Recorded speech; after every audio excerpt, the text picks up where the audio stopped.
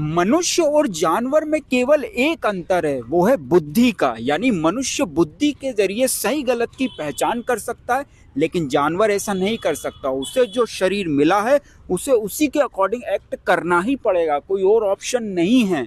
जैसे सांप के आगे चूहे को रखोगे तो वो उसे खा जाएगा, इंसान को रखोगे तो वो उसे डस लेगा। उस समय वो ये नहीं सोचेगा कि नहीं नहीं नहीं ये सही नहीं है, ये गलत है, ये शास्त्र विरुद्ध आचरण है। अरे नहीं, वो टूट पड़ेगा क्योंकि उसके शरीर का टाइप ऐसा ही है। लेकिन मनुष्य अपनी बुद्धि का इस्तेमाल करके ये सोच सकता है कि क्या सही है क्या गलत है, उसे क्या खाना चाहिए क्या नहीं खाना चाहिए, उसे कैसे उठना बैठना बोलना चलना चाहिए, कैसे अपना जीवन जीना चाहिए। वो शास्त्र पढ़ सकता है, जीवन के सच को जान सकता है, भगवान तक पहुंच सकता है, जो कि जानवर नहीं कर सकता। और यही तो सबसे बड़ा अंतर है इंसान और जानवर में।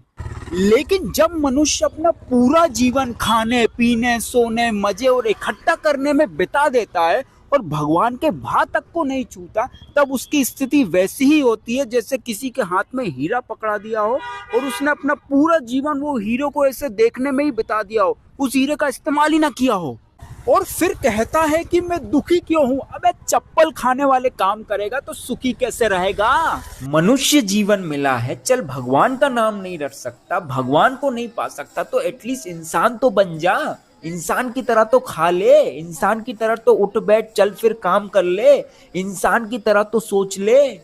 कि कोई ये कह सके कि भैया ये देवता तो नहीं था लेकिन राक्षस भी नहीं था। और आप ये मत सोचो कि अनशन खा के पी के अनशन हरकतें करके गंदी बाड़ा मचा के मनुष्य जीवन बर्बाद करके आप बच निकलोगे। नहीं, अब आप जिस भी शरीर में जाओगे, जिस भी लोक में जाओगे, पाताल में जाओ या फिर आकाश में, लात खाओगे। क्योंकि पवित्रता तपस्या यज्ञ शास्त्र और भगवान के बगैर ना तो आप इस लोक में सुखी रह सकते हो और ना ही किसी दूसरे लोक में, जो कि भगवान भी बता रहे हैं कि नायम लोकोस्त यज्ञस्य कुतोन्यः कुरुशतम। यानी हे कुरुश्रेष्ठ, जब यज्ञ के बिना मनुष्य इस लोक में या इस जीवन में ही सुखपूर्वक नहीं रह सकता तो फिर अगले जन्म में कैसे रह सकेगा। समझे? राधे राधे।